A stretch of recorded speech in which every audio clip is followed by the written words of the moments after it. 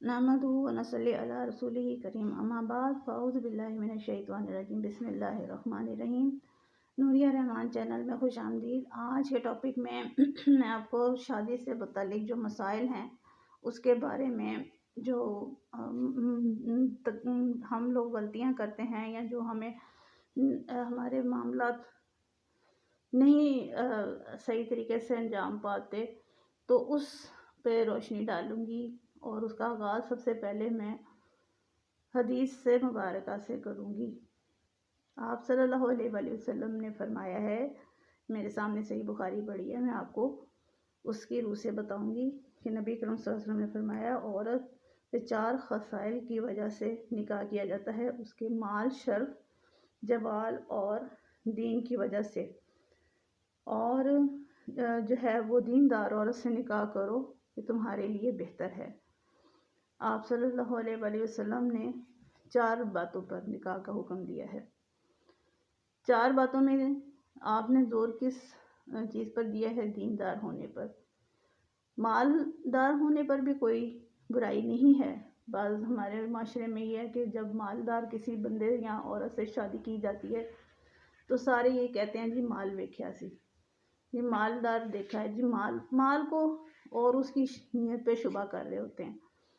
हालांकि ये तो उसकी किस्मत थी। अगर उसको मालदार शख्स या औरत मिल गई तो आपको क्या इतराज़, लेकिन ये उसकी किस्मत है, आप उसकी किस्मत तो उससे छीन नहीं सकते ना। बाकी ये है कि मालदार होना कोई बुराई नहीं, ये हदीस से साबित है। फिर ये है कि उसके शर्फ और जमाल, उसका ख़ानदान कैसा है, वो किस ज़ात से ताल्लुक़ रखते हैं, ये भी देखना ज़रूरी होता है, क्योंकि ज़ात और उसका ख़ानदान ये बहुत मैटर करते हैं। इससे इंसान की नेचर, उसकी जेनेटिक, जो उसके अंदर की खूबियाँ खामियाँ, जो एक कौम की खूबी खामी होती है, वो सामने आ जाती है। अगर हम जैसे कि अल्लाह ताला ने भी फरमाया कि सूरत हुजरात में कि मैंने तुम्हें कौमों में डिवाइड इसलिए किया है ताकि तुम एक दूसरे को पहचानो। पहचानो का मतलब ये है कि आपकी जेनेटिक हैबिट्स मिलती हैं। यानी आप अगर कोई किसी ज़ात से आपका ताल्लुक़ है तो अराइन फॉर एग्ज़ाम्पल, या मुग़ल फॉर एग्ज़ाम्पल, या कोई भी, तो वो उनकी हैबिट्स एक जैसी होती हैं और जेनेटिकली वो एक जैसी हैबिट के होते हैं, तो उनको समझने में, आपस में एक दूसरे को अंडरस्टैंड करने में ज़्यादा मुश्किल पेश नहीं आती। लेकिन एक कोई डिफरेंट अगर आप कास्ट में करते हैं और तो उसको समझने में आपको बहुत टाइम लग जाता है। ये बात ठीक है कि सब मुसलमान हैं, अच्छे लोग होने चाहिए, सबकी यही डिज़ायर होती है। कोई भी बंदा ये नहीं चाहता कि उसकी बच्ची की शादी या उसके बच्चे की शादी ऐसी जगह पे हो जो लोग अच्छे ना हों। तो इस वजह से हम लोग ये चीज़ें जो है ना वो सबसे पहले प्रायोरिटी देते हैं। होनी भी चाहिए, लेकिन हमें खुद भी अच्छा होना पड़ेगा। ये नहीं सोचें कि लोग तो अच्छे मिल जाएं, खुद हम अच्छे नहीं हों, खुद हम लोगों के साथ उनको तंग करने वाले हों। तो ये चीज़ें जो है ना, ये दोनों तरफ से गिव एंड टेक होता है कि इज़्ज़त दें, इज़्ज़त लें, ख्याल करें, आपको ख्याल मिल जाएगा। आपको केयर की ज़रूरत है, आपको अगर केयर नहीं मिलती तो दूसरा रास्ता डिवोर्स का अल्लाह ने रखा हुआ है। तो लेकिन शुरू में ही हमें एक चीज़ है कि इस्तिखारा बहुत ज़रूरी है। इस्तिखारा किए बगैर आप कतई शादी ना करें। वजह यह है कि शादियाँ ऐसी चीज़ें जो आपने बहुत लॉन्ग टर्म निभानी है और आपकी अगर जनरेशन का भी उसके साथ ताल्लुक़ है। अगर गलत बंदे का चुनाव हो गया तो आने वाले बच्चे बर्बाद हो जाते हैं, उनकी ज़िंदगियाँ तबाह हो जाती हैं। आप तो जो सफ़र करते सो करते हैं, सबसे ज़्यादा उन पे क़यामत गुज़रती है। इस वजह से ये चीज़ें बहुत ज़रूरी हैं। फिर उसके बाद हमने दीनदार औरत देखनी है। लाज़मी सी बात है, दीनदार औरत में तीनों बातें होंगी। वो शौहर का भी ख्याल रखेगी, उसके अंदर खुदा खौफी भी होगी, वो अपने बच्चों को भी अच्छी तालीम देगी, उसको अल्लाह का और उसके रसूल के अहकामात की समझ होगी। तो ये चीज़ें माँ से चलती हैं। अगर माँ दीनदार होगी तो भी अच्छी बात है, लेकिन ये भी नहीं कि अगर बाप जो है وہ سگریٹ نوشی کا عادی ہے، وہ بری صحبت کا عادی ہے، آپ اس کو کرتے ہیں اور وہ بیچاری جو دیندار عورت ہے وہ ساری زندگی تباہ اور ذلیل و خوار ہوتی رہے، اور اس کے بچے بھی تنگ ہوتے رہیں۔ کچھ مرد اتنے تنگ کرتے ہیں پیسے کے ہاتھوں کہ بیچاری عورتیں باہر نکل کے کمانے پر مجبور ہوتی ہیں۔ تو ایسے مرد جن کو خود کو شرم نہیں ہوتی اور ان کو احساس ہی نہیں کہ ان کی کل کو پکڑ ہوگی، وہ عورت کو زبراً بھیج دیتے ہیں کہ جاؤ جا کے کماؤ۔ تو یہ ایسے لوگوں سے بچنے کے لیے استخارہ بہت ضروری ہے۔ تو استخارہ ضرور کریں، لیکن خود کریں، کسی ایسے بندے سے نہیں کرائیں جو آپ کو نہیں جانتا لیکن آپ کے مسائل کیسے جان سکتا ہے، یا ایسا بندہ جو اگر آپ کو جانتا بھی ہے لیکن اس کو اتنا درد نہیں جتنا آپ کو ہو سکتا ہے۔ تو استخارہ اپنا ہی کریں، سونے والا بے شک نہ کریں لیکن پڑھنے والا تو کریں، یہ ضروری ہے۔ اور دوسری آگے یہ ہے کہ ماں باپ کی ذمہ داری۔ ماں باپ جو ہیں وہ اگر بچی خود سے یا بچہ خود سے کوئی پسند کرتا ہے تو کوئی بات نہیں۔ آپ صلی اللہ علیہ وسلم کے پاس ایک باپ آیا تھا، اس نے یہ شکایت کی تھی کہ میں اپنی بچی کی شادی جہاں کرنا چاہتا ہوں وہ وہاں نہیں کرنا چاہتی۔ تو آپ صلی اللہ علیہ وسلم نے فرمایا تھا جہاں وہ کرنا چاہتی ہے تم اس کی زندگی کا فیصلہ وہاں کرو۔ تو یہ ہے کہ سمجھایا تو جا سکتا ہے، بالفرض اگر آپ سمجھ رہے ہیں، آپ دیکھ رہے ہیں کہ کوئی رشتہ اچھا نہیں ہے لیکن آپ کی بچی یا بچے کا دل آیا ہوا ہے، آپ اس کو سمجھا سکتے ہیں کہ یہ آئندہ زندگی میں تمہارے لیے اچھا ثابت نہیں ہوگا، لیکن زبردستی نہیں کر سکتے۔ یہ نہیں ہو سکتا کہ آپ زبردستی سے اس کی ذہن کو جو ہے نا اور اس کی زندگی کو خراب کریں۔ اپنے اچھے برے کو وہ آگے خود فیس کرے گا یا کرے گی، لیکن آپ کو اسے سمجھانا ضروری ہے، لیکن زبردستی پھر بھی ضروری نہیں۔ اور پھر اس کے علاوہ ہم اپنے بچوں کی تربیت دین پہ کر ہی نہیں رہے، معذرت کے ساتھ۔ آج کل جیسے ماؤں کا ایٹیٹیوڈ ہے اس میں وہ بچوں کی تربیت دین پہ کر ہی نہیں رہی۔ بہت سارے گھروں میں ایسا ہے کہ انہیں بچوں کو پتہ ہی نہیں کہ ہمارے مذہب میں کیا ہے، یا اللہ نے کیا فرمایا، یا اللہ کون ہے۔ یہاں تک نوبت آ گئی کہ ایتھیسٹ آ رہے ہیں اور ان کو پتہ ہی نہیں ہے کہ اللہ کون ہے۔ تو پھر ایسے بچوں کا چناؤ ایسے ہی بچوں میں ہوگا نا۔ جب کوئی ایسے بچے آپ جنریٹ کریں گے جن کو سوائے دولت کے دنیا کے کچھ پتہ نہیں، تو ان کی شادیاں بھی پھر ویسوں میں ہی ہوں گی اور پھر وہ ویسے ہی لوگ ہوں گے۔ تو کوشش یہ کریں، آخرت دنیاوی زندگی بہت تھوڑی سی ہے، کچھ پتہ نہیں کب زندگی ختم ہو جائے۔ بہتر یہ ہے کہ ہم اپنی آخرت کا سودا پہلے کر لیں۔ اس کے علاوہ شادی بیاہ پہ جو ہم بلا وجہ جو ہمارے رسومات ہیں ان کو بھی میں فوکس کرنا چاہوں گی۔ مثلا یہ کہ برائڈل شاور اننیسیسری، پھر اس کے علاوہ شادی پر جو بلا وجہ کے اخراجات ہیں، کسی ڈھول ڈھمکے والوں کو پیسے دیے جا رہے ہیں، یا بہت زیادہ جو ہے نا وہ کھانے پینے کا سلسلہ چل رہا ہے، یا بہت زیادہ اس طرح کی جو لوگ افورڈ نہیں کرتے ان سے دوسرے لوگ ڈیمانڈ نہ کریں، کیونکہ اس طرح سے اختلافات بڑھیں گے۔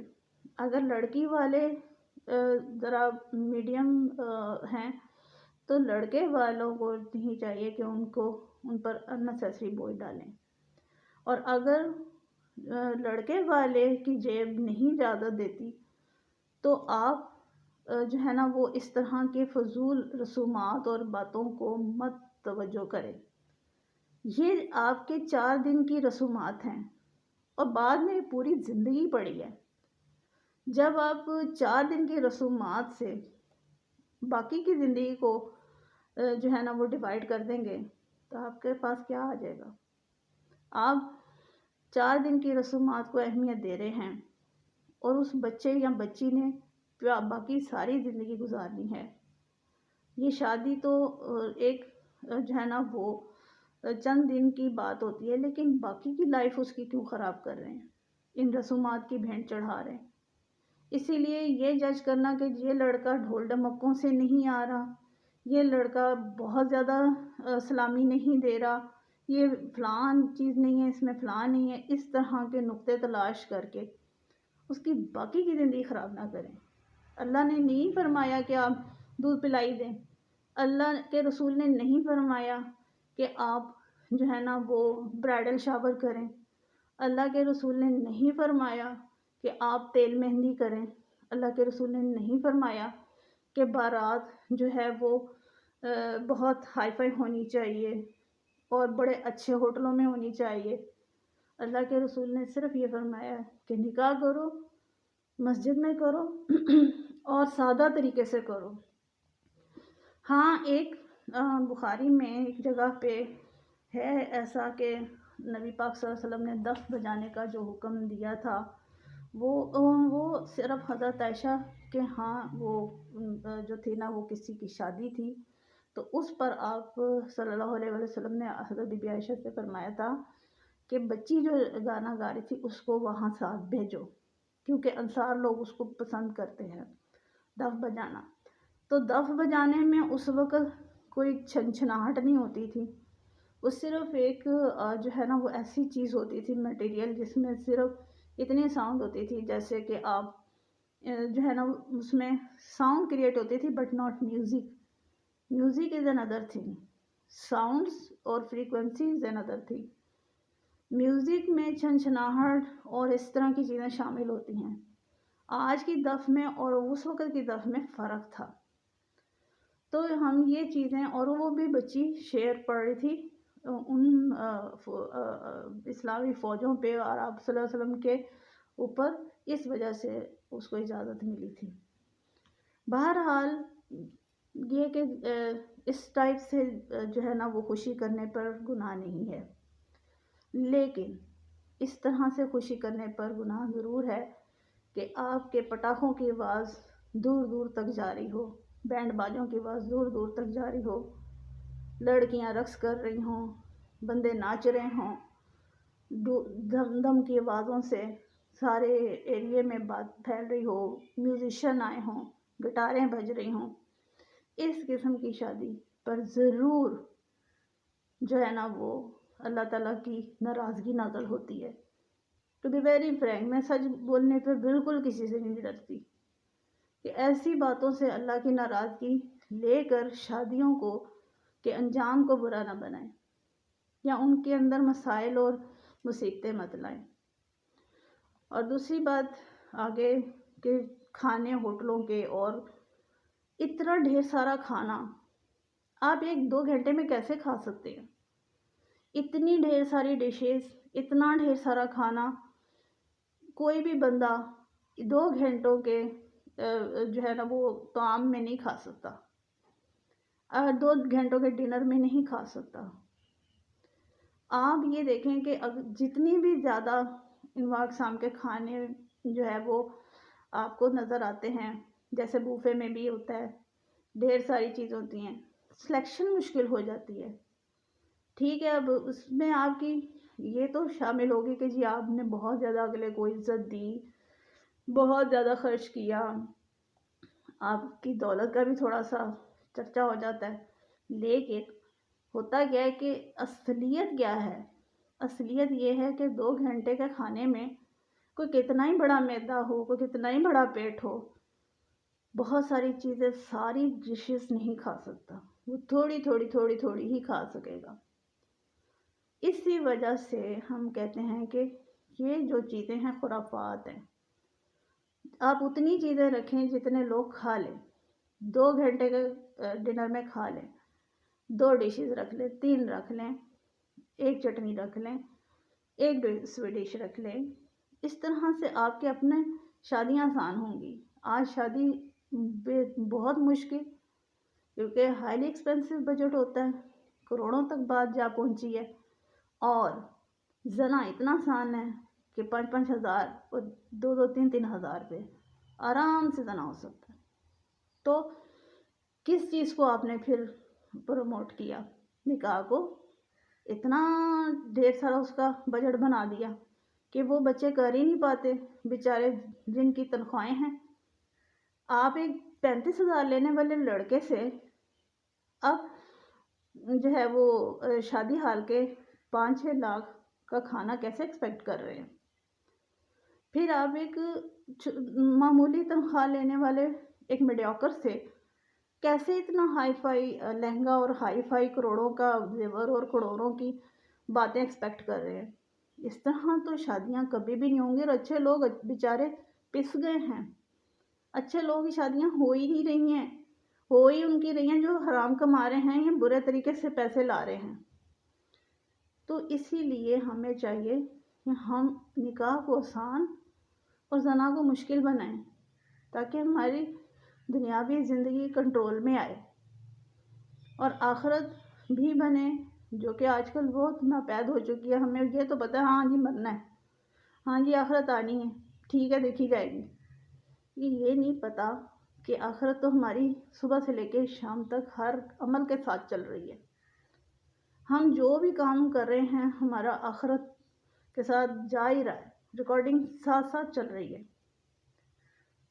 تو یہ چیزیں بہت ضروری ہیں۔ اب آ جاتے ہیں حق مہر۔ حق مہر پہ بہت لڑائیاں ہوتی ہیں، اس لیے کہ حق مہر اور زیور تو آج کل ڈالنا بہت مشکل ہو گیا۔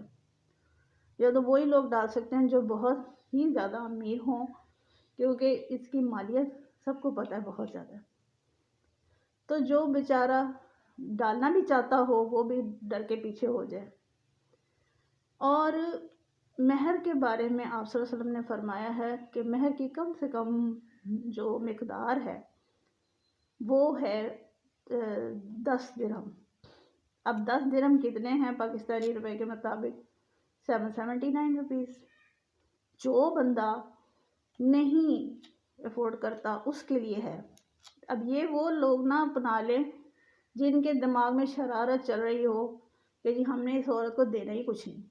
دیکھیں آپ اس کی ایک بندہ لے کر آ رہے ہیں اپنے گھر میں، اس بندی کو کی عزت، اس کا آگے چل کے سب کچھ آپ کے پاس ہونے والا ہے، تو پھر آپ اس کی کیا قیمت لگا رہے ہیں؟ یہ ہر بندے کی جیب کے مطابق ہے حق مہر۔ یہ نہیں کہ آپ اس کو حق مہر سے محروم کریں، یہ اللہ نے اس کو دیا ہے اور آپ اپنی جیب کے مطابق دیں گے۔ اگر ایک لڑکا ماہانہ 3 سے 4 لاکھ کما رہا ہے وہ اپنی جیب کے مطابق دے گا۔ اگر ایک لڑکا 1.5 سے 2 لاکھ کما رہا ہے وہ اپنی جیب کے مطابق دے گا۔ اگر ایک لڑکا 30 سے 35 ہزار دے رہا ہے وہ بیچارہ اپنی جیب کے مطابق دے گا۔ اس کا یہ مقصد نہیں ہے کہ آپ ایک 35 ہزار والے سے 1 کروڑ لکھوا لیں، 2 لاکھ یا 2 لاکھ تو چلیں آپ لکھوا سکتے ہیں، لیکن 10-15 لاکھ لکھوا لیں۔ تو اس طرح سے معاملات شادیوں میں بھی جھگڑا کھڑا ہو جاتا ہے۔ اس کی پاکٹ کے مطابق آپ حق مہر رکھیں۔ اور یہ جو جوتا چپائی، دودھ پلائی، یہ ساری رسومات ہندوانہ ہیں، اس کا ہمارے مذہب سے کوئی تعلق نہیں ہے۔ برائے مہربانی یہ چیزیں ختم کریں تاکہ جھگڑے اور فسادات ختم ہوں، اللہ کی برکت آپ پہ نازل ہو، نبی کی جو ہے نا وہ کہنے پر ان کی سنت زندہ ہو، اور اللہ تعالیٰ اس کا اجر آپ کو دے، آپ کے اپنے آخرت بھی اچھی ہو، آپ کی اولاد کی بھی آخرت اچھی ہو، اور وہ ایک اچھے انسان بنائیں اور اچھے انسان دنیا میں آئیں۔ ٹھیک ہے، تو میں اپنا ٹاپک اس بات پہ ختم کروں گی کہ شادیوں کو سہل بنائیں اور زنا کو ختم کریں، کیونکہ شادی کرنا آج کل کے نوجوان کی بس کی بات نہیں رہی۔ اس پر غور کریں۔ وما علینا الا البلاغ۔